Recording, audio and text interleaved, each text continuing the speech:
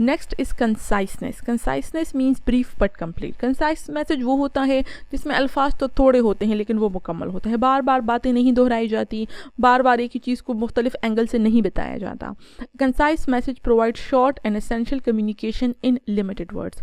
कंसाइस message वो होता है जिसमें शॉर्ट कम्युनिकेशन होती है, एसेंशियल ज़रूरी बातें वो बताई जाती हैं, इन लिमिटेड वर्ड्स थोड़े अल्फाज में।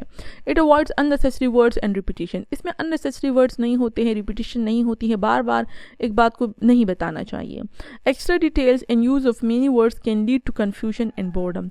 एक्स्ट्रा डिटेल, फजूल की बात करना, जिसमें कोई इजाफी बातें करना, इजाफी डिटेल्स बताना जिसकी ज़रूरत ना हो, ऐसी बात नहीं करनी चाहिए।